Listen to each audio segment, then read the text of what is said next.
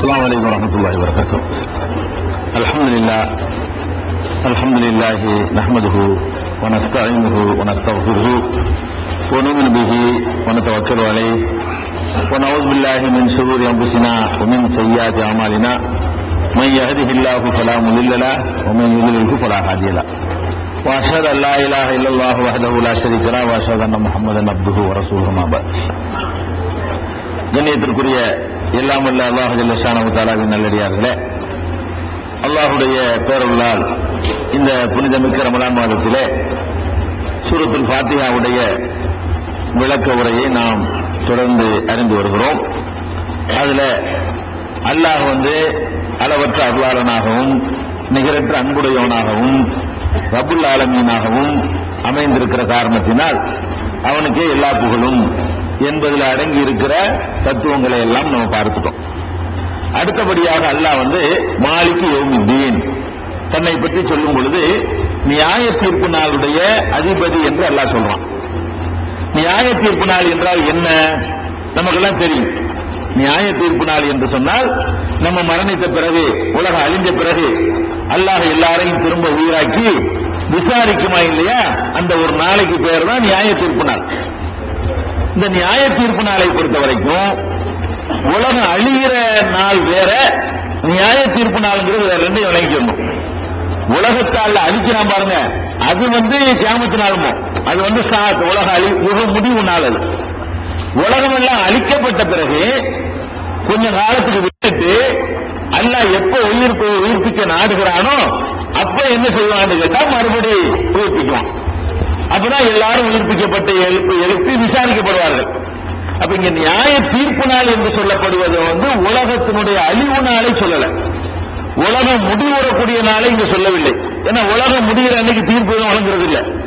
நியாய தீன் யௌமுத்தீன் என்றால் தீன்னா ஜஸா, பரிசு கொடுக்கிற நாள், கூலி கொடுக்கிற நாள், தண்டனை கொடுக்கிற நாள் அப்படின்னு அர்த்தம். அப்ப நியாய தீர்ப்பு வழங்கக்கூடிய நாளுடைய அதிபதி என்று அல்லாஹ் இங்கே சொல்வது உலகத்தை அழிக்கிற நாளை சொல்லாம அழிச்சது பிறகு அல்லாஹ் உயிராக்குவான் இல்லையா, அந்த நாளை சொல்லுகிறான். இந்த நியாய தீர்ப்பு நாள் ஏற்படும் பொழுது அல்லாஹ் எப்படி அதை ஏற்படுத்துறாங்கிறது சுருக்கமா ஏற்கனவே உங்களுக்கு ஈமானின் கிளைகள் இது சொல்லப்பட்ட விஷயங்கள் தான். அதனால சாத்தா சில விஷயங்களை சொல்லிடுவோம். நியாய தீர்ப்பு நாள் ஏற்படுவதற்காக வேண்டி அல்லாஹ் சூர் ஊதுதல் ஒரு பெரிய ஒரு எக்காலம், அந்த சூர் ஊதுகிற ஒரு நிகழ்ச்சியை நிகழ்த்தலாம். 2 தடவை. ஒரு தடவை சூர் ஊதுன உடனே உலகம் எல்லாம் அழிக்கிறோம். இந்த உலகத்தை அழிக்கிறதுக்கு எல்லாம் பயங்கரமான செட்டிங் எல்லாம் பண்ண தேவையில்லை. ஒரே ஒரு சட்டம் தான், உடனே இந்த உலகம் முழுசாக அழிந்து விடும் என்று திருமறை குர்ஆன் அல்லாஹ் யாசீன்ல கூட சொல்லி காட்டுகிறார். மா யல்லுன இல்லா உன்ஃபிக பிஸ்ஸூரி, சூர் ஊதப்படும், ஃபைதாஹும் மினல் அஜ்தாசி இலா ரப்பிஹிம் யன்சிலூன், உடனே அவர்கள் மன்னரைகளில் இருந்து இறைவனை நோக்கி ஓட ஆரம்பித்து விடுவார்கள் அப்படின்னு அல்லாஹ் யாசீன்ல 36வது அத்தியாயத்தில் 51வது வசனத்தில் சொல்றான். இது எழுப்புவதற்காக ஊதப்படுகிற சூர். அதே மாதிரி அல்லாஹ் 39வது அத்தியாயத்தில் 68வது வசனத்தில் சொல்கிறான், சூர் ஊதப்படும். சூர்னால் ஒரு வாக்கியம், அதுல ஊதுனா பயங்கரமான சத்தம் வரும். நம்ம வச்சுக்கிற மாதிரி ஒரு வாக்கியத்தை ஒப்பிட முடியாது. அந்த சத்தம் என்ன செய்யும்னா உலகத்தை அழிச்சிடும். அந்த சத்தம் என்ன செய்யும் கேட்டா உலகத்தை திரும்ப உயிராக்கிறோம். அந்த மாதிரியான ஒரு அடையாளமாக அல்லாஹ் வச்சிருக்கிறதா சூர்ங்கிறது. அது அல்லாஹ் 39:68 சொல்றான், ஒரு நிமிஷத்து சூர் ஊதப்படும், இல்லா மன்ஷா அல்லாஹ், அல்லாஹ் நாடியவர்களை தவிர வானவர்கள்லாம் அழிக்கக்கூடாதுக்காக வேண்டி அதை தவிர நல்லா போட்டுட்டான். அல்லாஹ் நாடியவர்களை தவிர வானங்களில் உள்ளவர்களும் பூமியில் உள்ளவர்களும் மூர்ச்சித்து விடுவார்கள். ஒரு ஊதுதான், உடனே மூர்ச்சையாய் விழுந்துருவோம். சும்மா நிபிசதீவி உகுரா, பிறகு இன்னொரு தடவை அதிலேயே சூர் ஊதப்படும், ஃபைதாஹும் கியாமுன் யன்துரூன், உடனே எல்லாம் எந்திரிச்சு நிப்பாங்க அப்படின்னு அல்லாஹ் ரப்பல் ஆலமீன் 2 சூர் ஊதப்படும் என்பதை 39வது அத்தியாயத்தில் 68வது வசனத்தில் சொல்லி காட்டுகிறான். இதே மாதிரியான கருத்து 18, 99, 79ல 6ல இருந்து 14 வரைக்கும், 27வது அத்தியாயம் 87வது வசனம், 69வது அத்தியாயத்தில் 13ல இருந்து 17 வரைக்கும், 50வது அத்தியாயத்தில் 41, 42, 20வது அத்தியாயத்தில் 102வது வசனம், 23வது அத்தியாயம் 101வது வசனம், 74வது அத்தியாயம் 8, 9, 10 வசனங்கள், 78வது அத்தியாயம் 18வது வசனம், 79 9வது அத்தியாயம் 13, 14வது வசனம் இதுல எல்லாம் அல்லாஹ் என்ன சொல்றான்னு கேட்டா, சூர் ஊதிதான் நியாய தீர்ப்பு நாள் உண்டாக்கப்படும்.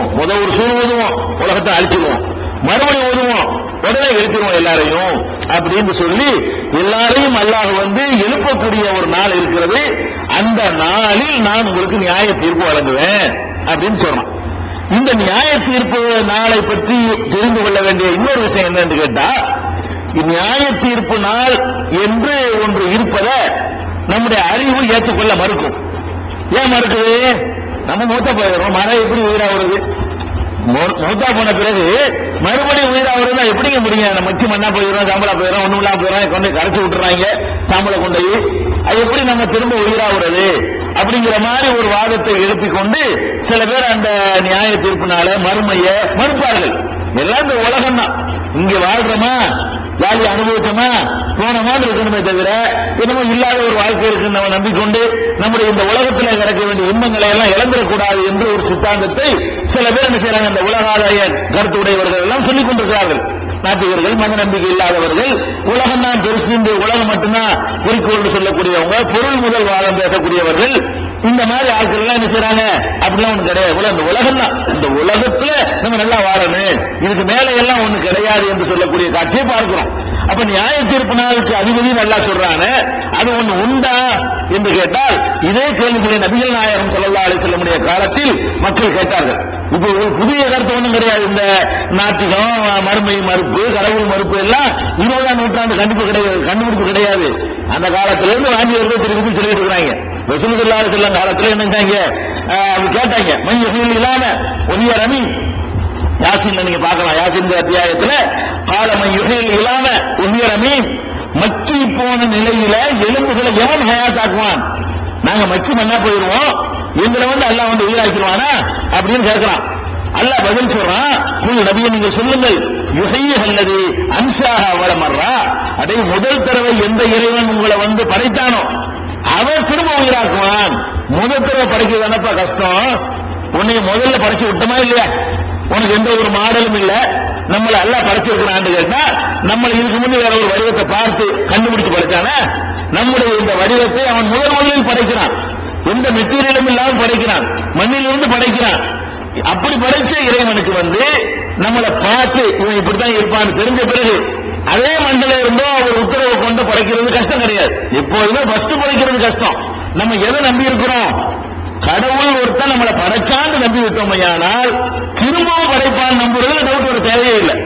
வேண்டுமானால் இதை மறுத்துட்டு போயிடுறேன், கடவுளே இல்ல, கடவுள் படைக்கல அப்படிங்கிறவனுக்கு ஒன்றும் நம்ம சொல்ல முடியாது. கடவுள் ஒருத்தன் இருக்கான், அவனை படைச்சான் அப்படின்னு நம்ப சொன்னா, நம்மளை முதல் தடவை படைச்ச இறைவனுக்கு இரண்டாவது தடவை படைப்பது கஷ்டம் கிடையாது. உலகத்துல எல்லா காரியங்களுமே முதல் தடவை தான் கஷ்டம். முதல் சோறாக்குறது கஷ்டமா இருக்கும். முதல் ஒரு சட்டை தைக்கிற டைலர்ட்ட கொடுத்தீங்கன்னா அவன் ஒரு சட்டைக்கு ஒரு நாள் எடுத்துக்கிடுவான். ஒரு 4 நாள் பழகிட்டான்னு வைங்க, அது சின்ன விஷயமா போயிடும். அப்ப ஃபர்ஸ்ட் எந்த ஒரு காரியத்தை செஞ்சாலும் அது ரொம்ப ரிஸ்கா இருக்கும், ரொம்ப கஷ்டமா இருக்கும், ரொம்ப சிரமமா இருக்கும். ரப்பல் ஆலமீனுக்கு எல்லாம் ஒண்ணுதான். மனிதனுக்கு புரிஞ்ச லாஜிக்கல் சொல்லி காட்டுறான். அல்லாஹ்வுக்கு முதல் தடவை செய்யறது லேஸ் தான், அது 2வது தடவை செய்யறது லேஸ் தான், பழகிக்கு தான், அதனால லேசா செய்வான்னு அர்த்தம் கிடையாது. அல்லாஹ் எதுக்கு இதை சொல்றான்னு கேட்டா, அப்படியே ஃபர்ஸ்ட் உன்னை படைச்சிருக்கேன், அதான போய் எப்போதும் கஷ்டம் நீ நினைக்கிற, அதையே நான் செஞ்சிருக்கும் பொழுது உன்னை திருப்பியே எனக்கு படைக்க முடியாது, 2வது உன்னை எப்படி எனக்கு படைக்க முடியாது என்று அல்லாஹ் கேட்கிறான். ஒரு வரப்பல நான் மசலம் ரசிய ஹல்கா, நமக்கு போய் உதாரணம் சொல்லுகிறான், நாம் அவனை படைத்திருக்கிறோம் என்பது நீங்கதான் மறந்து விட்டான். 36 அத்தியாயம் 78, 79, 80 இந்த வசனங்கள் எல்லாம் என்ன சொல்லி காட்டுறான்னு கேட்டா, எலும்பாய் இருக்கிறவனை படைக்கிறவன் யாருன்னு கேட்கிறான். முதல்ல எவன் படைத்தானோ அவன் திரும்ப உயிராக்குவான் என்று நபியை நீங்கள் சொல்லுங்கள் அப்படின்ட்டான். இன்னும் சொல்ல போனா, இந்த மறுமை இல்லைன்னு நம்பக்கூடியவர்களுக்கு அந்த காலத்தில் வேணா நம்பி இருக்கலாம். அதுல ஒரு ரீசனாக இருக்கும். இந்த 20ஆம் நூற்றாண்டுல மறுமையை நம்புறது லேஸ். ஏன் லேசுங்கிறோம்? நம்மள மாதிரி ஒரு மனுஷன் என்ன பண்றான்னு கேட்டா, ஒரே ஒரு உயிரணு, ஒரு ஜீவனுடைய உயிரணு கிடைத்து விடுமையானால் அதை இன்னைக்கு நம்ம உண்டாக்கிற முடியுங்கிற மனுஷன். ஒரே ஒரு உயிரினமோ, ஒரே ஒரு மரபணுவோ ஒரு உயிரினத்தினுடைய நம்ம கையில கிடைச்சிருச்சுன்னு சொன்னா, அதை வைத்துக் கொண்டு இந்த டினோசாரை நாங்கள் உண்டாக்கி விடுவோம். அப்படி ஒண்ணு கிடைச்சாலும் எங்களுக்கு போது, டினோசார்னு காணா போச்ச ஒரு பிராணி, அதை எங்களால் உண்டாக்கி விட முடியும்னு என்ன செய்யறான் இன்னைக்கு சொல்லி காட்டுறான். அதே மாதிரி என்ன செய்யறான்னு கேட்டா, அந்த விந்துகள் இருக்குல்ல, விந்துலதான் உயிரணுக்கள் எல்லாம் வாழ்ந்துகிட்டு இருக்கிறது. இந்த பசுமாடுகள்லாம் உரிய நேரத்தில் சினை பிடிக்கலன்னா என்ன செய்யறான்? இப்ப சினை பிடிக்கல என்று சொன்னா செயற்கை முறையில சினை விட்டுக்கிறான், கருவடை செய்கிறான். எப்படி கருவடை செய்யறான்? காளை மாட்டில் இருந்து எடுத்து அதை பவுடர் பண்ணி அதனுடைய உயிரணுக்களை எல்லாம் தனியா பேக்கேஜ் பண்ணி வச்சுக்கிட்டு அதுல இருந்து என்ன செய்யறான்? ஒரு கன்றை என்னால உருவாக்க முடியும். அந்த ஒரு சின்ன ஒரு காளை மாட்டில இருந்து எடுக்கக்கூடிய ஒரு தடவை எடுக்கக்கூடிய விந்திலிருந்து ஆயிரக்கணக்கான லட்சக்கணக்கான மாடுகளை உற்பத்தி செய்ய முடியும்னு சொல்ற அளவுக்கு மனுஷன் இப்படிலாம் ஒரு டெக்னிக் பண்ணி இவனுக்கு தேவை கண்ணுக்கு கூட தெரியாத ஒரு அணுதான். மனிதன் ஒரு ஜீவனை உருவாக்குவதற்கு என்ன தேவைப்படுது? நம்ம கண்ணுக்கு கூட தெரியாது, பூத கண்ணாடி வச்சு பார்த்தா கூட தெரியாது. அதை விட ஒரு சின்ன ஒரு அணு கிடைத்து அதோட சின்னதான் இருக்கும். நாம உருவாவதற்கு உள்ள அணுக்கள் கூட எந்த ஒரு பூத கண்ணாடியில பார்க்கிற அளவுக்கு எல்லாம் இருக்காது. அதை விட சின்னது, பல லட்சக்கணக்கான மடங்கு சின்னதா இருக்கும். அப்ப அவ்வளவு சின்ன ஒரு பொருள்ல இருந்து நம்மளை உருவாக்குற மாதிரி மனுஷன் என்ன பண்றான்னு கேட்டா, அல்லாஹ் படைச்சிருக்கிற அந்த ஜீன் மட்டும் கிடைச்சு விடுமையானால், அந்த மரபணு கிடைத்து விடுமையானால், அந்த உயிரணு கிடைத்து விடுமையானால் அதை வச்சு நாம உண்டாக்க முடியும், சாத்தியம்னு சொல்றான். அப்ப மண்ணுக்குள்ள நீ மச்சி மண்ணா போனாலும் சரி, கடலுக்குள்ள உன்னை போட்டு கரைச்சாலும் சரி, அதுல இருந்து அல்லாஹ் ஒரு அளவு வச்சிருப்பான். அது கிடைக்கும். உனக்கு உண்டாக்க முடியும் பொழுது அழிஞ்சு போன உயிரினத்தை உனக்கு உண்டாக்க இயலும்னு சொல்ற. அந்த உயிரினமா உலகத்தில் இல்லை, அதனுடைய ஒரே ஒரு சத துண்டு, வேற ஒண்ணும் கிடைக்க வேண்டியதில்லை. அந்த ஒரு பிராணியோட ஒரு சின்ன ஒரு பொருள் அது கிடைச்சு அதுல ஒரு ஜீவன் உள்ள ஒரு அணு மட்டும் கிடைச்சிருச்சுன்னு சொன்னா அதை வச்சுக்கிட்டு நாங்க கருவூட்டல் செஞ்சு அந்த உயிரினத்தை திரும்ப அந்த உலகத்துல கொண்டு வந்துடும் சொல்றிய. அப்ப படைத்த இறைவனுக்கு லேசா இல்லையா? எனக்கு உங்களுக்கு அது முடியுதுன்னு சொல்றாங்க சில விஷயங்கள். அதெல்லாம் அன்னைக்கு நம்பியிருப்பானா? அன்னைக்கு நம்பியிருக்க மாட்டான். இன்றைக்கு மனிதன் ஒரு உயிரினத்தை உண்டாக்குவதற்கு எதனால் உண்டாகுதுன்னு கண்டுபிடிக்காத காலம் அன்னைக்கு. இன்னைக்கு நம்ம உண்டாகிறது என்னன்னு கேட்டா, எந்த ஒரு பொருளையும் பார்க்க முடியாத ஒண்ணு அற்பத்தில் அற்பமா இருக்கக்கூடிய சின்ன பொருள் தான் நம்மள உண்டாகிறோம். ஒரு தடவை விந்து துணி போனா அதுல 30 லட்சம் குழந்தைகளை உருவாக்க முடியும். அதுல 30 லட்சம் 40 லட்சத்துல ஒரு பங்கு தான் ஒரு மனிதனுக்கு தேவைப்படுது. ஒரு மனிதன் உருவாவதற்கு தேவைப்படுவது அதுதான் அந்த உயிரினு தான் நீந்தி போய் சென்று கருவறை அடைகிறது. முத்தமும் சேர்ந்து குழந்தைய உருவாகிறது இல்லை. அவ்வளவு அற்பமான பொருள்களை கொண்டு மனிதன் உருவாகிறான் என்று அறிந்திருக்கிற இந்த காலத்துல அல்லாஹ் படைக்கிறதா இருந்தா காத்துல தண்ணீர்ல மண்ணில கலந்து இருக்கக்கூடிய ஏதாவது ஒரு மெட்டீரியல் எடுத்துக்கிட்டு கூட அதை செஞ்சிடலாம். ஒண்ணு இல்லாம செய்வான். ஒண்ணு இல்லாம ரப்புல் ஆலமீன் வெறும் மண்ணில இருந்து ஆளுக்கு படைக்கலையா? அவன் செய்வான். அல்லாஹ் நினைச்சான்னு சொன்னா அந்த மாதிரி கூட பாதுகாத்து வைத்திருந்து அதுல இருந்து அவனை கிளப்பி விட முடியும். அது பெரிய கஷ்டம் கிடையாது, அல்லாஹ்வுக்கு சிரமமானது கிடையாது. அதனால அதை நாம விளங்கிக் கொள்ளணும். நியாய தீர்ப்பு நாள் ஒன்று இருக்கிறது, இறைவனுக்கு இது லேசு. இன்னும் சொல்ல போனா அவன் இந்த உலகத்தில் செய்திருக்கிற அந்த ஏற்பாடுகள், சூரியனை சந்திரனை அதுல நடத்திருக்கிற அதிசயங்களை எல்லாம் பார்க்கக்கூடிய நேரத்தில் மனுஷன்லாம் ஒண்ணுமே கிடையாது. அல்லாஹ் கேட்கிறான், அன்து மசப்பு கல்கன் அதிசமாவும். படைக்கிறதுல ஒன்னே படைக்கிறது கஷ்டமா, அல்லது விண்வெளி அந்த கோலங்களை படைத்திருக்கிறேமே அது கஷ்டமா?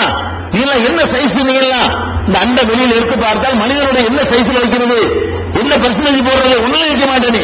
உன்னை படைக்கிற கஷ்டம் நினைச்சிருக்கியா?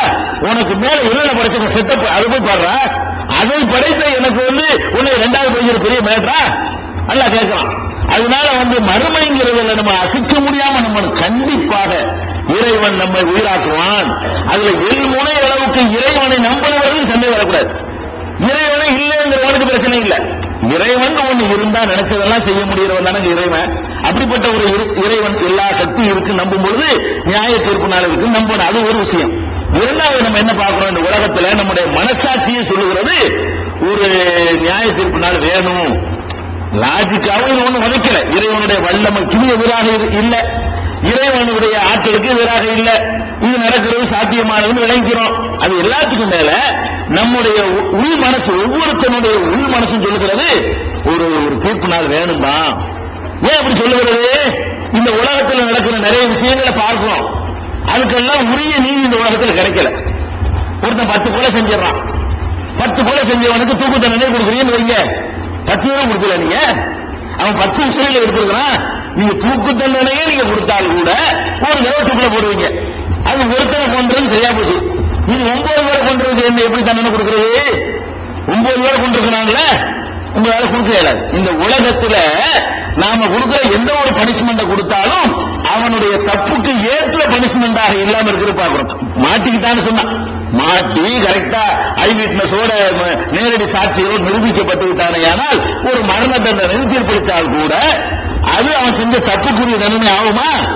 ஆவாது. போதுமான தண்டனை ஆவாது. இது ஒரு பக்கம் நம்ம கண்ணால பாக்குறோம்.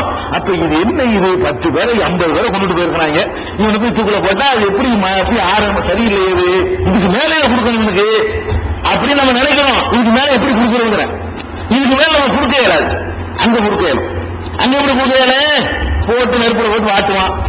வாட்டினோட தோல்லாம் கருவி போயிருமா, கருவான கட்டையப்படாம விட மாட்டான், புது தோலை மாட்டி விடுவான். அங்கே நடக்கும் கேட்டா குள்ளமா நவீனத்து துணுவதும் பத்தனாகும் துணுவுடன் கைராக அவர்களுடைய தோள்கள் எல்லாம் கருகும் பொழுது புது தோலை மாற்றிடுவோம். அப்ப அதாட சுவைக்குவான். கருவி போனவனே வேதனை தெரியாது, மறுபடி தோலை மாத்துறது லாய மூத்துக்கியா அவளாயா வாழவும் மாட்டான் சாகவும் மாட்டான். ஒன்று போட்ட உடனே அவன் வாழவும் மாட்டான் சாகவும் மாட்டாங்கிற நிலைமையில அவனை தள்ளி விட்டுறான்ல. அங்க கொடுக்க இயலும். கணக்கோட இல்லாம ஒரு சாவடிக்கிறது இல்ல, சாவு அளவுக்கு போயிட்டு வர கொண்டு வந்துடுது. மர சாவுற அளவு கொண்டு பேர் வர கொண்டு வந்துடுது. மர சாவுற அளவுக்கு வேதனை கொண்டு வர கொண்டு வந்துடுது. இந்த மாதிரி செய்யறதுனால அவன் இறைவனுக்கு தான் அது கரெக்டான பனிஷ்மெண்ட் கொடுக்க முடியும், இந்த உலகத்தில் கொடுக்க முடியல.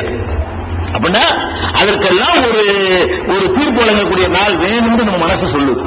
அதே மாதிரி சில நேரங்கள்ல ஒரு தூக்கு தண்டனை கொடுக்கும் போது இப்படி சில நேரங்கள் இல்ல பல நேரங்கள்ல அநியாயக்காரங்கள் ஓங்கி இருக்கிறது. நம்ம வாட்டுக்கு எல்லாம் போயிட்டு இருப்போம். போயிட்டு இருந்து என்ன செய்வாங்க, 10 பேர் செஞ்சு பின்னி எடுத்து ஓடி போயிடுவாங்க, அடிச்சுட்டு போயிடுவாங்க. போலீஸுக்கு போவீங்க, அவன் ஆளுங்கட்சிக்காரனா இருப்பான், கேஸ் போட மாட்டாங்க. மந்திரி பாப்பீங்க, படம் தப்பி விட்டுருவான். எம்எல்ஏ பாப்பீங்க, போடாண்டுருவான். சீமெண்ட் போவீங்க, அதெல்லாம் நடக்காது. அப்ப நம்ம என்ன செய்யறோம், பாவிகளை நான் பாட்டு கல்லாண்டு போயிட்டு இருக்கிறேன், இந்த மாதிரி அடிச்சுட்டு போயிட்டான், அவன்கிட்ட நீதி கிடைக்க மாட்டேங்குது, கோர்ட்லயும் கிடைக்க மாட்டேங்குது, போலீஸ்லயும் கிடைக்க மாட்டேங்குது, கவர்மெண்ட்லயும் கிடைக்க மாட்டேங்குது, யாராவது கேட்க மாட்டானா? அப்ப நம்ம மனசு சொல்லுது, இங்க தப்பு செஞ்சவனுக்கு பனிஷ்மெண்ட் கிடைக்க மாட்டேங்குது. அதான் 90%. 90% பேருக்கு தண்டனை கிடைப்பதில்லை. ஒரு 10% பேர் தான் கிடைக்குது, போதுமானதா இல்லை. 90% கலப்படம் பண்றான். கலப்படம் பண்ண அவன் பேர் உள்ள அவன் மாதிரி காசு ஏறிக்கிட்டே போகுது, பதவி ஏறிக்கிட்டே போகுது, எல்லாம் ஊழல் பண்றான், லஞ்சம் வாங்குறான். எந்த ஒரு கிரேடு குறையிற மாதிரி தெரியல, மதிப்பு ஏறுது, அந்தஸ்து ஏறுது, எதுவுமே ஜெயிலுக்கு போற மாதிரி இல்ல. லட்சம் பேர்ல லஞ்சம் வாங்கினா 150 ரூபா லஞ்சம் வாங்கின ஒரு ஆடியோ பிடிச்சி உள்ள போடுவாங்க, கோர்ட்டு வழியா அவங்க விட்டுருவாங்க. லஞ்சம் வாங்கிய ஆடியோ கைது, இன்னொரு லஞ்சம் 50 ரூபா வாங்கிருப்பான். இங்க லட்சக்கணக்கில் கோடிக்கணக்கில் பெட்டி மாறிக்கொண்டிருக்கிறது, அவங்க எல்லாம் தப்பிக்கிறானோல. அப்ப லட்சத்துல ஒருத்தன் 1000த்துல ஒருத்தனை பிடிச்சி பார்மாட்டிக்கு நாங்களும் இருக்கிறோம் அப்படின்னு சொல்லிட்டு, அல்ல மாச கடைசியில் 27ஆம் தேதி 3 நாளைக்கு கேச பிடிச்சி உள்ள போட்டு அந்த என்னெல்லாம் செஞ்சுன்னு கேட்பாங்க இல்லையா? அதுக்காக செய்ய முடியுதே தவிர குற்றவாளிகள் தண்டிக்கப்படுறாங்களா? தப்பிச்சுட்டு இருக்கிறாங்க. அப்ப அந்த பாதிக்கப்பட்டவனுடைய நிலையில அவன் என்ன நினைக்கிறான், நான் பாதிக்கப்பட்டேன், அப்ப இங்க நீதி கிடைக்கல, எனக்கு நான் பிரதமர் நீதி கிடைக்கல, முதலமைச்சர் கிடைக்கல, கோர்ட்ல கிடைக்கல, போலீஸ்ல கிடைக்கல, எந்த ஐநா சபையில கிடைக்கல, இப்ப நான் என்ன எந்த போய் என்ன செய்யறது? எனக்கு என் மனசாட்சி சொல்லுது, யாராவது கேட்க மாட்டாங்களா, யாராவது மிதிக்க மாட்டாங்களா, இதுக்கு மேல ஒண்ணு இல்லையா, இதுதான சுப்ரீம் உறவுதானா, இதுக்கு மேல ஒரு அப்பீல் பண்ணுவதற்கு ஒரு சுப்ரீம் கோர்ட் இருக்குதா அப்படின்னு தயங்குறிய அந்த இடத்துல நீங்க நிச்சயம் நியாய தீர்ப்பு இருக்குடா, இருக்கு இல்லைங்கய்யா, இங்க வா, இருக்கு எல்லாம் அங்க ஏமாற்ற முடியாது, அங்க லஞ்சம் கொடுக்க முடியாது, அங்க என்ன செய்ய முடியாது, கணக்கு மண்ணை தூக்கி ஏமாத்திட்டு போயிட முடியாது, எஸ்கேப் ஆக முடியாது. அங்க மாற்றி ஆகணும், எந்த விசாரணையும் இல்லாமலே இறைவனால் கண்டுபிடிச்சிட முடியும். அப்படி ஒரு நாள் இருக்குதுன்னு சொல்லும் பொழுது அந்த அரசியல் செல்வாக்கோ, பொருளாதார செல்வாக்கோ, வசதிகளோ, வாய்ப்புகளோ, ஆற்றலோ, பலமோ, படைபலமோ, பணபலமோ எதுவும் அநியாயக்காரனை காப்பாற்றாது. அநியாயக்காரன தன்னந்தனியாக நிற்பான், அநியாயம் செய்யப்பட்டவனும் தன்னந்தனியாக நிற்பான். நீனும் தன்னந்தனியாக நிற்க போற, உன்னை அடிச்சவனும் தன்னந்தனியாக நிற்கவானா? எவனும் படைப்படத்தை கூட்டிட்டு வரமாட்டான், ஆரம்ப கூட்டிட்டு வரமாட்டான், பின்னாடி ஆட்களை பணம் கட்டிட்டு வரமாட்டான், பணத்தை கட்டிட்டு வரமாட்டான், எல்லாம் 2 பேர் நிற்பாங்க. அப்ப நீதி கரெக்டா கிடைக்கும்.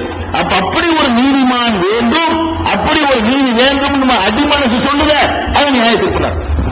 நம்ம அடி மனசு என்ன சொல்லுதுன்னு கேட்டா, இங்க நியாய தீர்ப்பு இல்லைன்னு நல்லா தெரியுது. உலகத்துல 99% நியாய தீர்ப்பு இல்லை, அநியாய தீர்ப்புகள் தான் கிடைக்கிறது.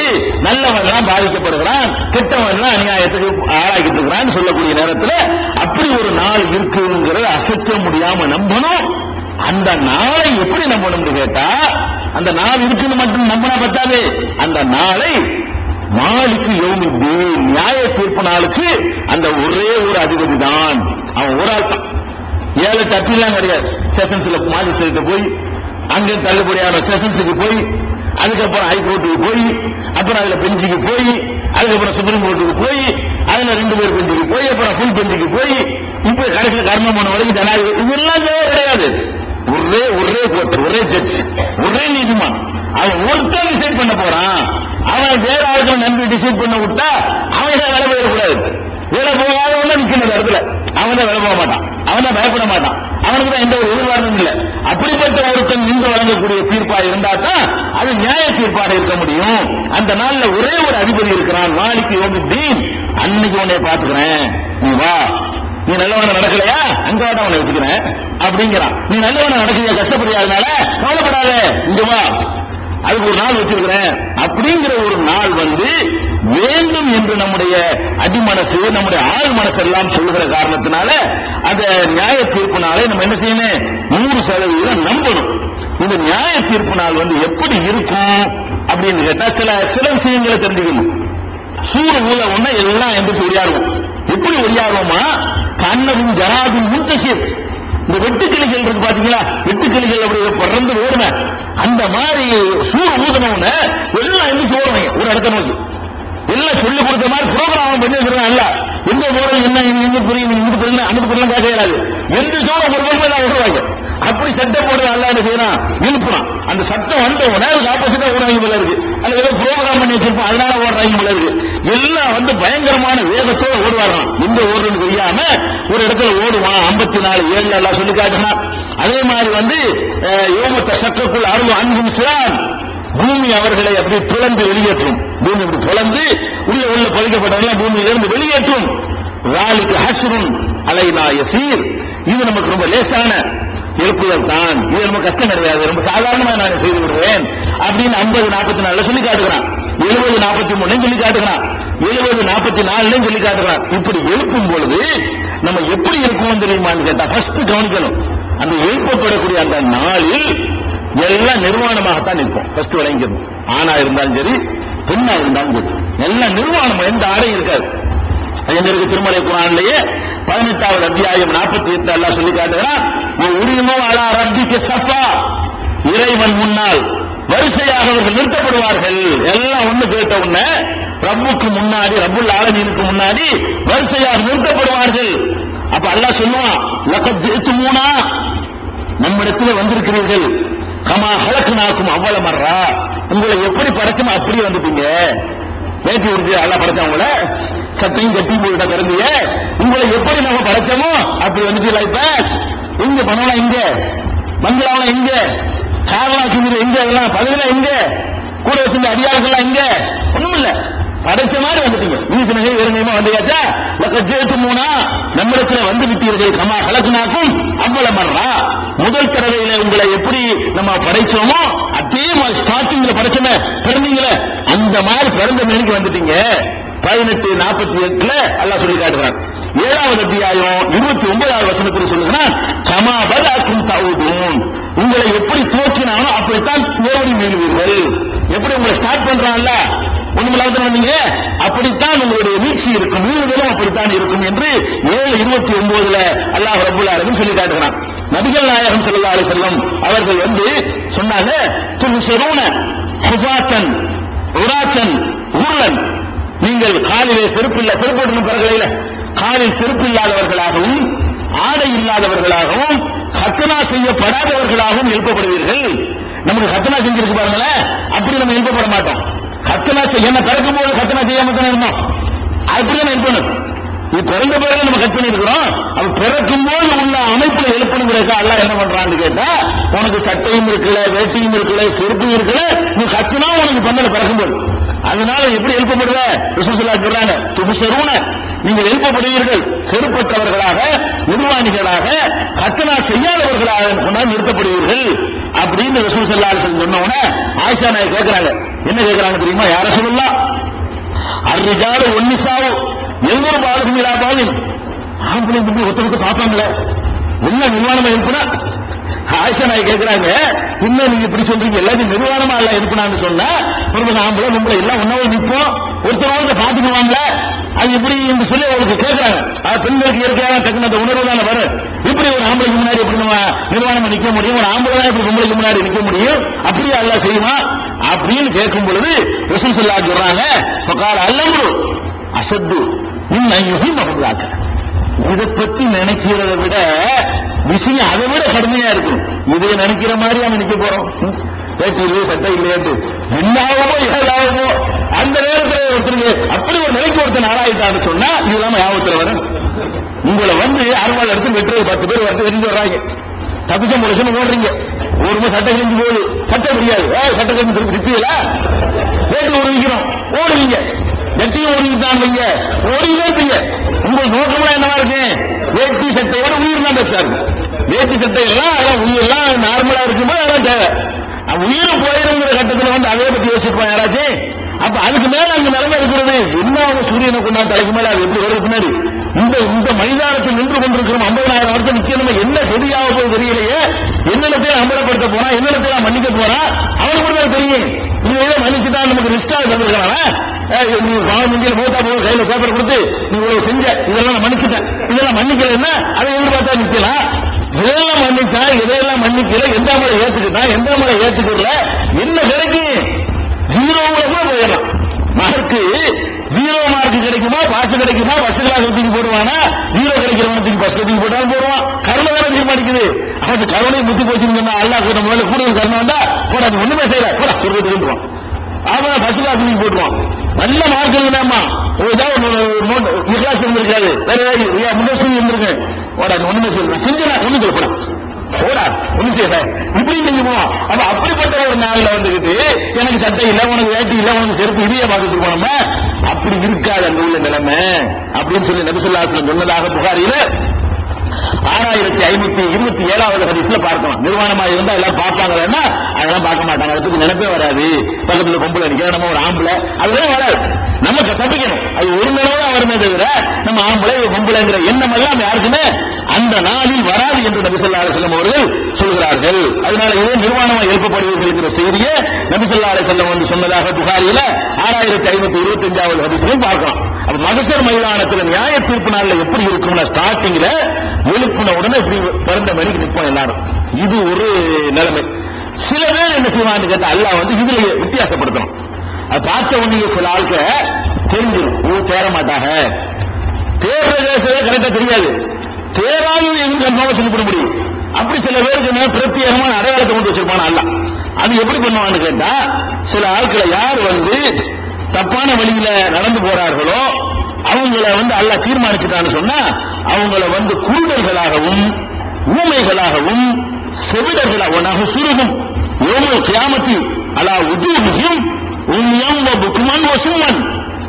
அந்த நேர்வழியை தவறிவிட்டு தவறான வழியில போய்கிட்டு இருக்கிறாங்களே அப்படிப்பட்டவர்களை நம்ம எப்படி எழுப்பணும்னு கேட்டா அதாவது காஃபிர் நிராகரிப்பவர்கள், இணை கற்பித்தவர்கள், அந்த மாதிரி தேராத கேசுன்ற ஆட்களை எல்லாம் கண் இல்லாம நிற்பாங்க. பிறக்கும் போது கண்ணு வந்து நல்லா பார்க்க மாட்டோம். விதிகளுக்கு கண்ணோட பிறக்கிற மேல எழுப்புறதுங்கிறது வந்து எல்லாருக்கும் உள்ளது இல்ல. அது என்ன சஸ்பென்ஸா இருக்கிறார்கள் அப்படி வருவாங்க, தேருமா தேராதாண்டு கன்ஃபார்ம் எல்லாம் போற இடத்துக்கு போயிடுவாங்கன்னு சொல்லி ஃபெயிலாக்கலாம் பாருங்க. இந்த ஃபெயிலான ஆட்கள் எல்லாம் ஊமையர்களாகவும் குருடர்களாகவும் செவிடர்களாகவும் எழுப்பப்படுவார்கள் அப்படின்னு சொல்லி 17வது அத்தியாயத்துல 97வது வசனத்தில் அல்லாஹ் சொல்லி காட்டுகிறான். அதே மாதிரி 20வது அத்தியாயத்தில் 126ல சொல்றான், உமன் ஆறுல அன்விக்ரி, யார் எனது அறிவுரையை குர்ஆனை புறக்கணிக்கிறானோ ஃபைன்னலஹு மஈஷத்தன் லன்கா, அவனுக்கு நெருக்கடியான வாழ்க்கை இந்த உலகத்தில் ஏற்படுத்துவோம். உன ஹஷுருஹு யௌமல் கியாமத்தி ஆமா, கியாமத் நாளையில நியாய தீர்ப்பு நாளையில குருடனாய் எழுப்புவோம். என்னுடைய குர்ஆனை என்னுடைய அறிவுரை குர்ஆன்ல இருக்குன்னு சொல்லும் பொழுது எங்க அப்பா யாரமா சொன்னாங்க, குர்ஆனை புறக்கணிக்கிறானே இல்லையா, குர்ஆன்ல இருக்குன்னு சொல்லும் பொழுது இல்லை அஜத்து யாரமாக சொன்னாரு என்று குர்ஆனை அல்லாஹ்வுடைய அறிவுரையை யார் புறக்கணிக்கிறானோ அவனை குருடராக நாம் எழுப்புவோம்னு அல்லாஹ் சொல்றான். எழுப்பவன் அவனும் நியாயம் பேசுவானா, அது மட்டும் பேசுறதுக்கு அந்த ஊமைத்தனத்தில் விதிகளை கொடுக்குறான்.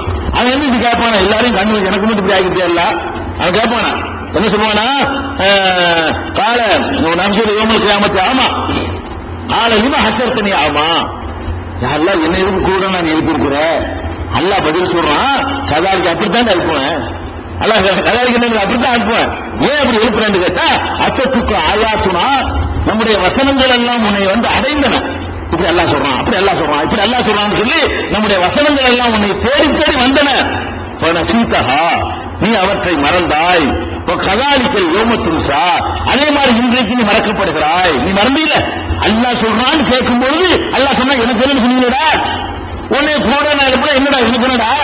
அதே மாதிரி ஸ்டைல் அல்லாஹ் என்ன செய்யறான், பதில் சொல்லுவான் என்று 20வது அத்தியாயத்துல 124, 125, 126 ஆகிய வசனங்கள்ல பார்க்கிறோம். அதே மாதிரி வந்து இந்த குற்றவாளிகள் குருடுதான் ஆக்கிவிட்டு எல்லாம் என்ன பண்றான்னு கேட்டா, தனி அடையாளத்துக்காக வேண்டி மகசூல நிற்கும் பொழுது கழிச்சுன்னு தெரியும். எப்படி தெரியும்? நீல கண் உடையவர்களாக இருப்பார்கள். உலகத்தில் நீல கண்ணாக இருந்தாலும் மறுமையில எல்லாம் அழகான கண் ஆக்கிடுவான். அங்க என்னவா இருக்கும்னா, அந்த விஷம் கடிச்சவன கண் நீளமா போயிடும். பாம்பு கடிச்சிருக்கீங்களா, விஷம் தலைக்கு மேல ஏற ஆரம்பிச்சோன்னு என்னவாயிரு, கலர் அப்படியே நீல புழு வெள்ளையா இருக்கும், நீல கலரா மாறிடும். புழு கலர்ல புழு கலரா மாறினா கதை முடிய போகுதுன்னு அர்த்தம். எல்லாம் என்ன செய்ய போறான்னு கேட்டா, மறுமை நாள்ல எழுப்பும் பொழுது குற்றவாளிகளை கண்ணை வச்சு கண்டுபிடிச்சிடலாம். நிற்கும் பொழுது மற்றவங்க எல்லாம் கொஞ்சம் பார்த்து சொர்க்கத்துக்கு போறவங்க, கொஞ்ச நாளைக்கு நரகத்துக்கு போறவங்க இருப்பாங்க. ஒரேடியா கொஞ்சம் தள்ளப்படாம பாருங்க, அவங்க மூஞ்செல்லாம் பளிச்சுன்னு தெரியும், கண்ணு கலரா ஊதா கலரா இருக்கும். கண்கள் தீவிரமுடையவர்களாக ஒரு நரசுகள் முதிரிமீன ஓமையின் சுல்கா, குற்றவாளிகளை நம்ம வந்து கண் நீல கண்ணுடையவர்களாக நாம் இருப்போம் என்று 20வது அத்தியாயத்தில் 102வது வசனத்தில் அல்லாஹ் சொல்லி காட்டுகிறான். இப்படி அல்லாஹ் வந்து எல்லாத்தையும் எழுப்புறான். நிர்வாணமா நிற்போம். சில பேர் அதுல விதிவிலக்கா இருப்பாங்க. சில பேர் அந்த பிறந்த மேனிக்கு இல்லாம அதுல கொஞ்சம் சேஞ்ச் பண்ணி பார்வையோடு பிறந்தாலும் அவனை குருடனா எழுப்பி விடுவான். வெள்ளை கண்ணா இருந்தாலும் நீல கண்ணா ஆக்கி விடுவான். இப்படி சில பேருக்கு ஒரு சின்ன சேஞ்ச் பண்ணுவானே தவிர பிறந்த மேனிக்கு எழுப்புறது என்பதுல மாற்றம் கிடையாது. அப்படி செஞ்சிருவானா, இப்படி எழுப்பப்படக்கூடிய நேரத்தில் அதுல அந்த எழுப்புற அந்த திடல் இருக்குல்ல, எந்த இடத்துல வச்சு எழுப்புவான் அப்படின்னு கேட்டா, நபி ஸல்லல்லாஹு அலைஹி வஸல்லம் சொல்றாங்க, அதாவது உங்க கையில ஒரு ரொட்டி வச்சிருக்கீங்க. உங்க கையில இருக்கிற ஒரு ரொட்டி என்ன சைஸ்? ஒண்ணும் இல்ல, கையில ரொட்டி வச்சிருந்தீங்கன்னா ஒரு சப்பாத்தி வச்சிருக்கீங்க. அந்த நியாய தீர்ப்பு நாளில் இந்த பூமி உங்கள் கையில இருக்கிற ரொட்டியை போல அல்லாஹ்வுடைய கையில இருக்கும். அல்லாஹ்வுக்கு என்னப்பா, அவன் கையில இருக்கிற பூமி இருக்கு, மகசூல் நம்ம எழுப்புற மைதானம் இருக்குது, அதெல்லாம் அப்படி சின்ன ஒண்ணு விளையாடுறாங்க. அவனுடைய பிரம்மாண்டத்திற்கு முன்னாடி இது ஒண்ணுமே இல்லை. அந்த மாதிரியான ஒரு நிலப்பரப்புக்குள்ள உங்கள் கையில வந்து ஒரு ரொட்டியை வைத்திருப்பதை போல கஃபாஹுல் ஜப்பார் பியதிஹி, ஜப்பார்னு அல்லாஹ் அனைத்தையும் அடக்கி ஆளக்கூடிய ரப்புல் ஆலமீன் தன் கைவசத்திலே அந்த ரொட்டியை பிடித்திருக்கிற மாதிரி அந்த நியாய தீர்ப்பு நாள் இருக்கும். பார்த்தா அவங்க அப்படி பட்னா கட்டுவான். அந்த மாதிரி நம்ம எதுக்கு அப்படி காட்டுறான், பிரம்மாண்டத்தை காட்டுறான்னு சொன்னா, என்னமோ இப்படி நின்று உங்களை விசாரிக்கிற மாதிரி இப்படி நின்றான்னு வைங்களேன், பூர்ணம் நினைச்சிருவீங்க. அல்லாஹ் என்ன செய்ய விசாரிக்கும் பொழுது மொத்தத்தையும் சேர்த்து ரொட்டியா இருக்கணும், ஒரு ரொட்டியாவது இருக்கணும் மொத்தமும். ஆதம் அலைஹிஸ்ஸலாம் காலத்திலிருந்து உலகம் அழிகிற காலம் வரைக்கும் எத்தனை பேர் வந்தானோ அம்புட்களை நிப்பாட்டி வச்சு அந்த பிரம்மாண்டமான மனுஷர் எவ்வளவு பெருசா இருக்கு, பூமியோட எவ்வளவு பெருசா இருக்கு, அவ்வளவு பிரம்மாண்டமான வெற்றி காட்டும் பொழுது அப்பதான் இறைவனுடைய பிரம்மாண்டம் நமக்கு தெரியும். இப்படி வச்சு இன்னமும் தெரியலையே அப்படிங்கிற ஒரு பயம் ஏற்படுவதற்காக வேண்டி ஜப்பார் என்ன செய்வான், தன்னுடைய கையில ரொட்டியை போல வைத்துக் கொண்டிருப்பான். அந்த மாதிரியான ஒரு நிலையில இது புகாரியில 6520வது ஹதீஸ்ல இதை பார்க்கலாம். அதே மாதிரி வந்து 6521வது ஹதீஸ்லயும் பார்க்கலாம். அதுக்கடுத்து அந்த திடல் நிக்கிறோம்ல, மஹ்ஷர்ல திடல் ஓபன் பிளேஸ்ல நிற்போம். அப்படி நிக்கிற நேரத்தில் சூரியனை கொண்டு வந்து கிட்ட வந்துருமா, வேற சூரியன் எல்லாம் மாற்றிடுவான்ல. யோமத்து பத்துள்ளார் கைருள்ளார், இந்த பூமி வேற பூமியா மாற்றப்படும். வசமாவாக்கு மத்துதியாக்கு எமீனி, வானங்கள் எல்லாம் கையில அப்படி சுருட்டிடுவான். இது வேற விஷயம். அல்லாஹ் ஒரு புதிய ஒரு உலகத்தை உண்டாக்கி அதுல கொண்டே நம்ம நிப்பாட்டுவான். எப்படி நிப்பாட்டுவான்னு கேட்டா, அந்த நாளுடைய கொடூரத்தை உணர வேண்டும் என்பதற்காக வேண்டி சூரியனை கொண்டாந்து மேல போட்டுவான். இந்த லைட்டு போட்டா நம்ம இருக்க முடியுமா?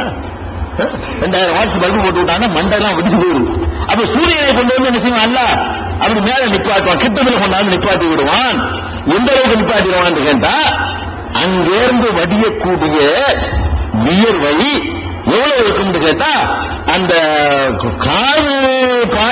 பாதிக்காக ஒரு நாள்ல இருக்குது. ஒரு நாளைக்கு எனக்கு 50,000 வருஷத்துக்கு நிகரான ஒரு நாள். அந்த ஒரு நாள் எவ்வளவு பெரிய நாள் கேட்டா 50,000 வருஷத்துக்கு நிகரான ஒரு நாள். அவ்வளவு நேரம் நின்றுட்டு இருந்தோம்னு சொன்னா ஓடி ஓடி ஓடி அதுக்கு தகுந்த மாதிரி எல்லாம் கொடுப்பாங்க. தண்ணியே குடிக்காம எப்படி கேட்கக்கூடாது. அல்லாஹ் என்ன செய்யறான்னு கேட்டா, அந்த கொடூரத்தை காட்டுவதற்காக வேண்டி அந்த வேர்வை வடிஞ்சு வடிஞ்சு ஒருத்தன் வேர்வையா வந்து 1/2 இன்ச்சு 1 இன்ச்சு 2 இன்ச்சு 3 இன்ச்சு ஏறிட்டே இருக்கும். 50,000 வருஷம் ஓடணும்ல, அதுக்கு இடையில வாட்டி ஏறி ஏறி ஏறி காது மட்டத்தை அடைகிற அளவுக்கு வேர்வை வரும்னு சொன்னா அதுக்கப்புறம் என்ன ஆகும்? வேர்வை அதுவே சுடும். உங்க தலை சுடுற மாதிரி வேர்வை சுடாத, சுடுதல் நினைக்கிற மாதிரி தான். அப்புறம் அந்த மாதிரி கொதிச்சு வேக வைக்கிற அளவுக்கு அதாபா இருக்கும். அதனால இதை நசினம் செஞ்சான். அதனால எனக்கு சட்டையில ஒன்று வேட்டிலாம் நினைப்பு வர மாட்டேங்குது. அந்த நிலைமையை பார்க்கும் பொழுது அவ்வளவு கொடூரமா இருக்கும் என்று நபி ஸல்லல்லாஹு அலைஹி வஸல்லம் என்ன செய்யறாங்க சொன்ன செய்தி புகாரில 1475வது ஹதீஸ்ல நம்ம பார்க்கிறோம். அப்ப ரசூல் ஸல்லல்லாஹு அலைஹி வஸல்லம் சொல்றாங்க, எந்த அளவுக்கு சொல்றாங்கன்னா ஃபயப்லுகுன் நாசு மினல் கம்மி வல் கர்பி மா லா யுதீகூன் வலா யஹ்தமிலூன். அந்த நாள்ல தாங்க முடியாது அந்த வேதனை. ஒரு வார்த்தையை ரசூலுல்லாஹ் சொல்வதாக இருந்தால் அங்க நிக்கிறவன் நிக்க முடியாது. நிக்கிறதே நரகம், தனியா நரகம் தர வேண்டியதில்லை. நிக்கிறதே நரகம். அந்த ஒரு நாள்ல நிக்கிறதே நம்ம தாங்கிக் கொள்ள முடியாது என்று நபி ஸல்லல்லாஹு அலைஹி வஸல்லம் சொல்றாங்க. இது புகாரியில 4712வது ஹதீஸ்ல நம்ம பார்க்கிறோம். அங்க நிக்கக்கூடிய நேரத்துல நம்ம கூட்டாளி, நம்ம அண்ணன், நம்ம அப்பா, நம்ம உம்மா, நம்ம பொண்டாட்டி, நம்ம புருஷன் இவங்க எல்லாம் நிப்பாங்களே, இவங்க எல்லாம் பார்க்குவோமா? என்ன நடப்பிருக்கு? அந்த வேதனை எவ்வளவு பெருசா இருக்கும் என்று கேட்டால் ஒவ்வொருவனும் யாரையும் பார்க்க மாட்டான். பெத்த புள்ளை அப்பன் பார்க்க மாட்டான், அப்பனை பெத்த பிள்ளை பார்க்க மாட்டான், பொண்டாட்டியை புருஷன் பார்க்க மாட்டான், புருஷனை பொண்டாட்டி பார்க்க மாட்டான். அல்லாஹ் ரப்பல் ஆலமீன் சொல்றாங்க, நான் இந்த குடும்பம் இதுக்குனால தப்பிக்கணும். இன்னைக்கு அங்க போய் சொர்க்கத்திலே கொண்டு தள்ளின பிறகுதான் எல்லாம் எங்க வாப்பாவே கொஞ்சம் ஒன்னாந்து விடுவேன் பேசுவான். ஜட்ஜ்மெண்ட்டுக்கு பிறகுதான் அது வாயத்திற்கு இருப்பே தவிர அது விசாரணை கையில நிக்க போறோம். விசாரணை கொண்டு நிக்கிற நேரத்தில் எவனுக்கும் நடக்கும், நம்ம தப்பிக்கணும், நாம மட்டும் காப்பாற்றப்படணும் நினைக்குவான். அல்லாஹ் சொல்லி காட்டுகிறான்,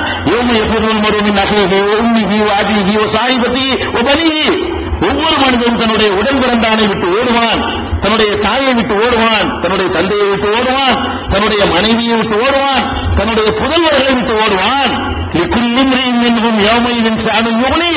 அந்த நியாய தீர்ப்பு நாளில் நிற்கும் பொழுது ஒவ்வொருவனும் தன்னை காத்துக் கொள்ள வேண்டும் என்று மட்டும்தான் அவனுடைய லட்சியமா இருக்கும். வேற சிந்தனை வராது. நம்ம தப்பிக்கணும். பாப்பா எங்க வேணாலும் போயிட்டு போறாரு, பிள்ளை எங்க வேணாலும் போயிட்டு போறாரு, நான் சொர்க்கத்துக்கு போகணும். அதுக்கு என்ன, நம்மளுக்கு எல்லாம் பாஸ்மார்க்கு போடணும். இந்த உலகத்தில் அப்படிலாம் இருக்க மாட்டேன். ஒரு தாய் தான் பசியா இருந்து கொண்டு பிள்ளையை கவனிப்பாள். அது இங்கேதான்.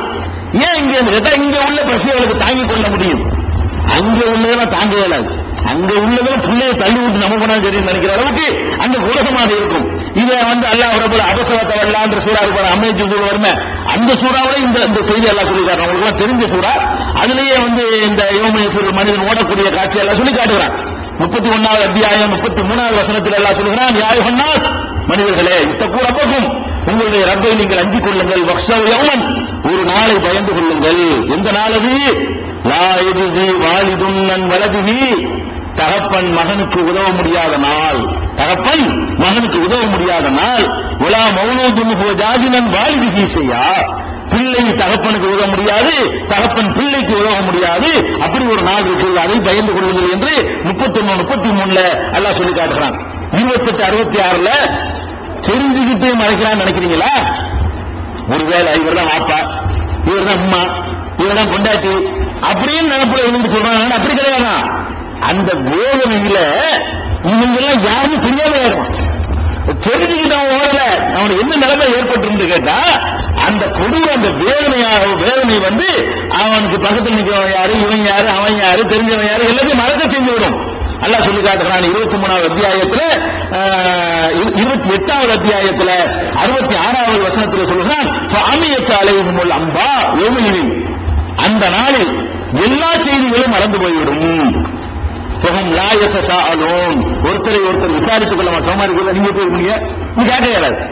ஏன்னா எதுவுமே அந்த மாதிரி இருக்கு. அந்த கொடூரம் ஒண்ணுதான் இன்னொன்று இருக்குமே தவிர பாக்கி உள்ள எல்லா மேட்டுகளுமே மறந்து போய்விடும் என்று அல்லாஹ் ரப்பல் ஆலமீன் சொல்லி காட்டுறான். 23வது அத்தியாயத்துல 101வது வசனத்தில் சொல்லி காட்டுகிறான், சூர் ஊதப்பட்டவுடன், 2வது சூர் ஊதப்பட்டவுடனே பல அன்சாப பைனஹும் யௌமஇதின், அந்த நாளில் அவர்களுக்கு மத்தியில் எந்த உறவுகளும் கிடையாது, உறவுங்கிற பேச்சுக்கு இடம் கிடையாது.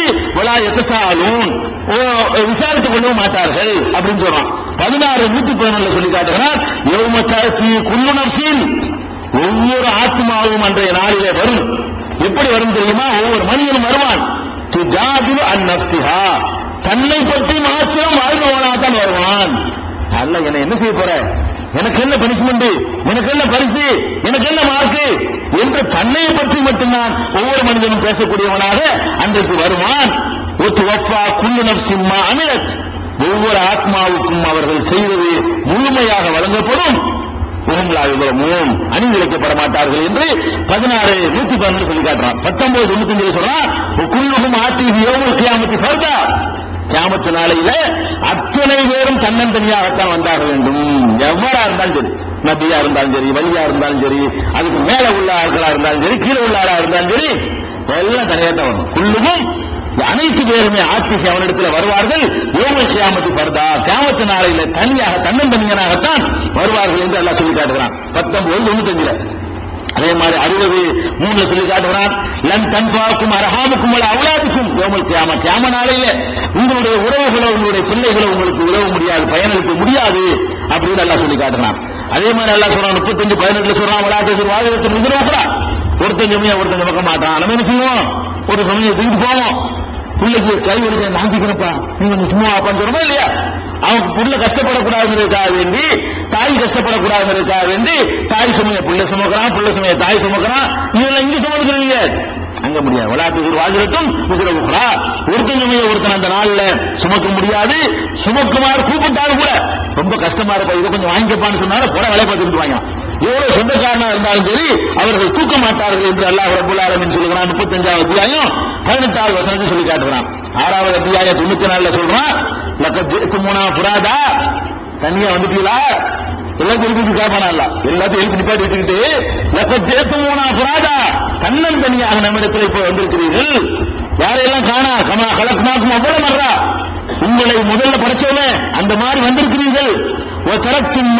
நாக்கும் வரா ஒவ்வொருக்கும் உங்களுக்கு நாம் வழங்கி இருந்ததை எல்லாம் முதுகுக்கு பின்னாடி போட்டு வந்துட்டீங்களே, இங்க கார் பங்களால இங்க தனியா வந்துட்டீங்களே, எல்லாரும் செய்யறான் கிண்டல் பண்ற மாதிரி கேட்கறான். அந்த மாதிரி கேட்பான்.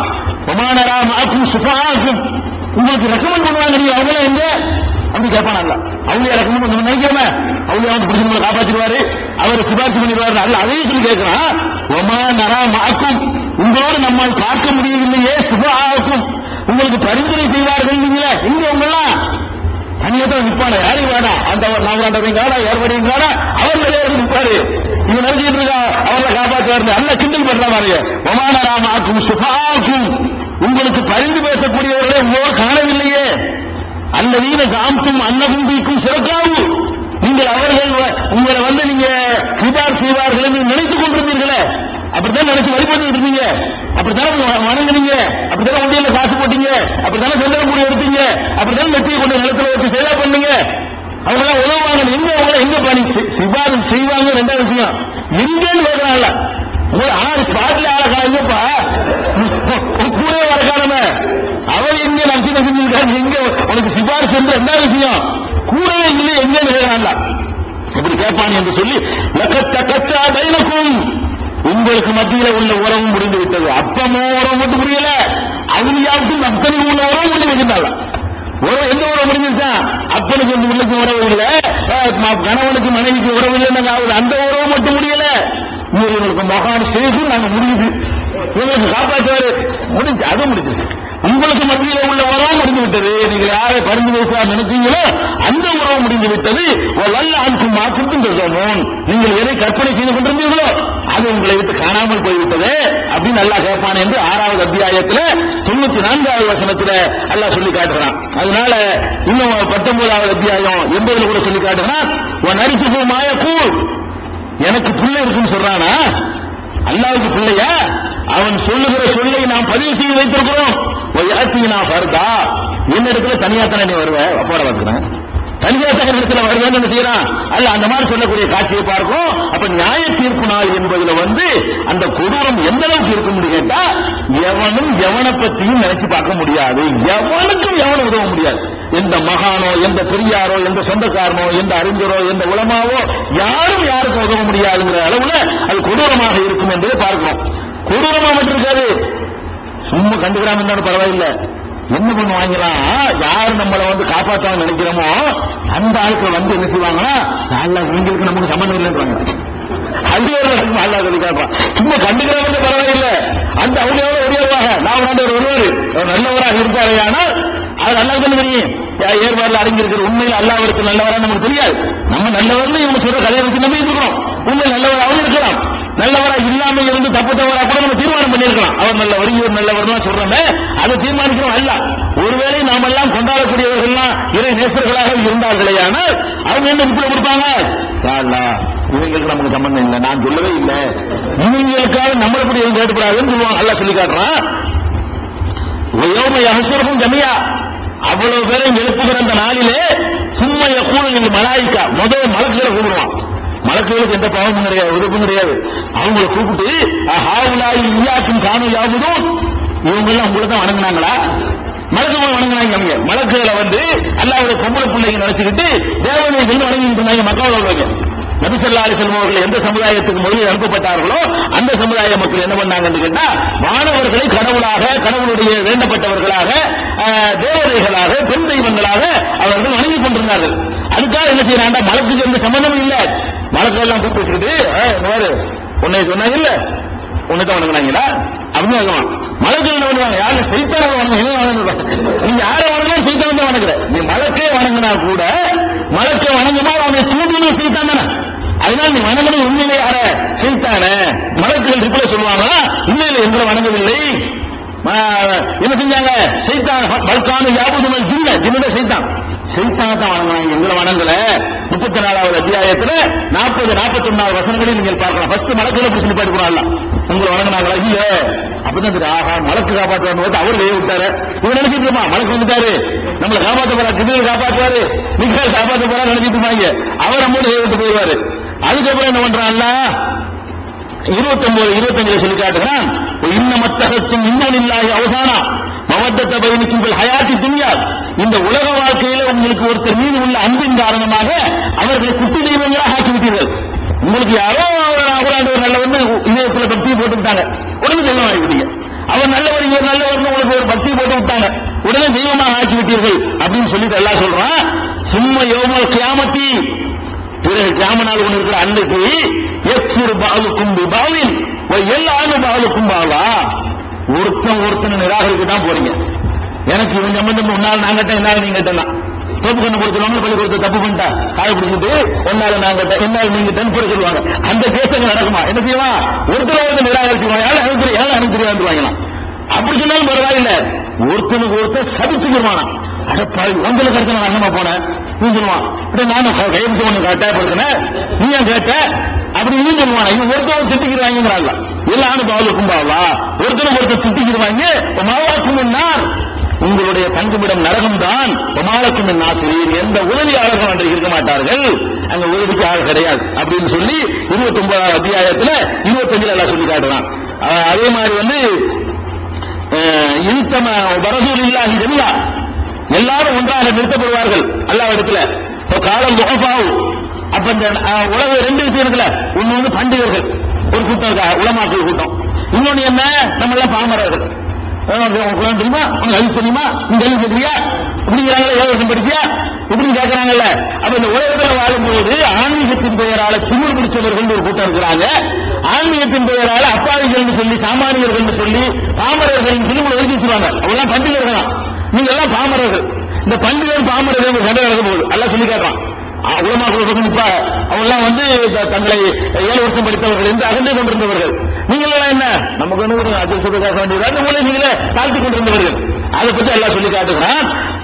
காலம் கோபாக்கள் பலவீனர்கள், இந்த உலகத்தில் பலவீனரா இருந்தீங்களா, எங்களுக்கு ஒன்றும் தெரியாது, நாங்கள் 7 வருஷம் படிக்க வேண்டியல, இந்த பலவீனர்கள் சொல்வார்களாம், இல்லை நீ நஷ்டப்போடு அகண்டே கொண்டிருந்தார்களே, என்கிட்ட வெளி தெரியா என்று ஒன்றும் படிச்சிருக்கியான்னு கேட்டாங்களே, அகண்டே கொண்டவர்களை பார்த்து சொல்வார்களாம், இன்னா குன்னாடக்கும் தவான், உங்களை தவிர நாங்கள் பின்பற்றணும், சொல்ல கேட்கிறத கூட்டு பண்ணணும்னு சொல்லுவாங்க. யாரு நம்ம எல்லாம் சொல்லுவோமா, யாரை பார்த்து சொல்லுவோம், நம்மளுக்கு வழிகாட்டின தலைவர்கள் அஜர்குமார்கள் மௌலானாக்கள் உலமாக்களை பார்த்து நம்ம சொல்லுவோம், உங்களை தான் நாங்கள் பின்பற்றணும். மிகவும் நான் அலாபில்லாஹின் செய்யும், அல்லாஹ்வுடைய இந்த வேர்களை கொஞ்சம் பேர் குறைங்கப்பா, கால் வரைக்கும் வேறு இருக்கு, இருப்பு வரைக்கும் குறைங்கப்பா, மக்களை காப்பானா என்னமோ செய்ய வேண்டியதில்ல, மாட்டிக்கிட்ட உங்க பேச்சு கேட்டு நிக்கணும், இந்த அதாவை கொஞ்சம் குறைச்சு காட்டுங்கப்பா அப்படின்னு அவன் கேட்பானா. அப்ப அவங்க சொல்லுவாங்களே, ஆமா நாங்க சொல்லி உங்களுக்கு எடுத்துக்கிட்டோம், நாங்க பொறுப்பேற்றுக் கொள்கிறோம், அதுக்கு சேர்த்து நாங்க 2 மடங்கு வாங்கிக்கிறோம், நீங்க போங்க நாங்க அப்படியே சொல்லுவாங்க.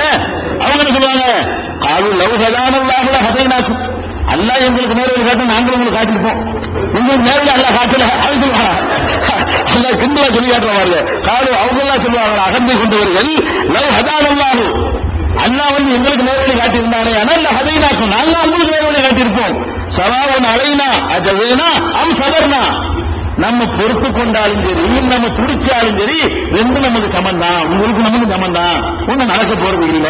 நம்ம துடிச்சா கூட போறானா, புலம்புனா கூட போறானா, அழுதா கூட போறானா, உன் தெரியாதா ஏன் தெரியாதா, என்னப்ப ஏண்ட வந்து கேட்கிறேன் மாலனா மகி தப்பிக்க நமக்கு எந்த வழியும் இல்லை, அதனால 2 பேரும் சேர்ந்து வாங்குவோம் அப்படின்னு தலைவர். இந்த இதெல்லாம் நடக்கும் என்று அல்லாஹ் ரப்பல் ஆலமீன் 14வது அத்தியாயத்துல 21வது வசனத்துல அல்லாஹ் சொல்லி காட்டுகிறான். அதே மாதிரி 34வது அத்தியாயத்துல 31வது வசனத்துல சொல்லிக்கிறான், உளவு தரா இதில் வாலிமூன மௌகூஃபூன இந்த ரப்பியும், ரப்புக்கு முன்னால் அநியாயக்காரர்கள் நிறுத்தப்பட்டிருப்பார்கள், இறைவனுக்கு முன்னால் அநியாயக்காரர்கள் நிறுத்தப்பட்டிருக்கும் பொழுது ஏழுபாலும் இலாபாவும் அல் கவுல ஒருத்தர் பதில் சொல்லிக்கிறான், சண்டை வாய் சண்டை போட்டுக் கொள்வார்கள். எப்படி வாய் சண்டை போடுவானா, எக்கூன் உள்ளது நஸ்துமைஃபு, பலவீனர்களாக கருதப்பட்டார்கள் இந்த உலகத்திலே அவர்கள் சொல்வார்களாம், இல்லதை நஷ்டப்படும் அகந்தை கொண்டிருந்தார்களே அவர்களை பார்த்து சொல்வார்கள், லவ்லா அன்தும்ல குன்னா முஃமினீன், நீங்க மாத்திரம் இல்லாட்டி நாங்க ஒழுங்கான முஃமினா இருப்போம், கருத்து நாசமாயிட்டு இல்ல.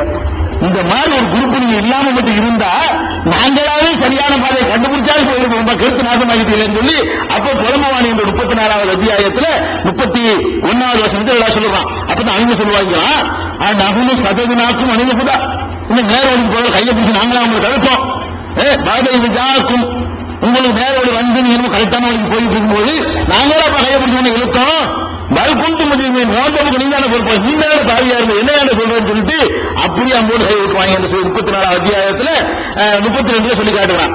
இதே மாதிரியான, அதாவது யாரும் யாருக்கும் உதவும் வரமாட்டாங்க, தலைவர்கள், குருமார்கள், மகான்கள், சீசுகள், நபிமார்கள், நாதாக்கள், அவுலியாக்கள், சுகதாக்கள் யாரா இருந்தாலும் எவருமே அவருக்கு என்ன மார்க் எல்லாம் போட போறான் அது உன்னதான் கவனிப்பார்களே தவிர எவரும் எவரையும் காப்பாற்ற முடியாது. அந்த நாளுடைய நிலைமை இப்படி, அந்த நாளுடைய கொடூரத்தை நல்லா சொல்லி காட்டுறான். கண்கள்லாம் சுருகிருமா, பரக்கல் பசரு ஹசஃபல் கமரு ஜுமிய ஷம்ஸு வல் கமர் யகூல் இன்சானு யௌமைதின் ஐனல் மஃபர், மனுஷன் சொல்வானா கண்கள் சுருக்கிக் கொள்ளும் பொழுது, சந்திரன் ஒளியிழந்து போகும் பொழுது, சூரியனும் சந்திரனும் ஒன்று நிறுத்தப்படும் பொழுது மனிதன் அன்னைக்கு பேசுவான், தப்பிக்கும் இடம் எங்கே இருக்கிறது, எல்லாம் போச்சு மாற்றிட்டமே ஒண்ணுமே இல்லையே என்று மனிதன் புலம்புவான் என்று 75 அல்லாஹ் சொல்லி காட்டுகிறான். அதே மாதிரி அந்த நாள்ல எப்படி இருக்கும் கேட்டா, பார்வைகள் சுருகிக் கொள்ளும், கண்கள்லாம் அப்படி ஏற கட்டிருக்கிறாங்கல்ல, மூத்தாகிற நேரத்துல கருவி மேல போயிருமா, அந்த மாதிரி பார்வைகள் எல்லாம் சுருகி கொண்ட நிலையில் இருப்பார்கள் என்று 24:37 சொல்றான், 14:42 சொல்லி காட்டுகிறான், 40:18 சொல்றான், பார்வை கண்ணெல்லாம் சுருங்கிக்கிறோம். இந்த மாதிரி ஒரு கொடூரமான நாள் இருக்கிறது. அந்த நாளில் அல்லாஹ் நியாய தீர்ப்பு நாளுக்கு அதிபதியாக இருக்கிறான். அதை இன்ஷா அல்லாஹ் மீதி உள்ள அந்த கொடூரங்களை நாளை தினம் பார்ப்போம்.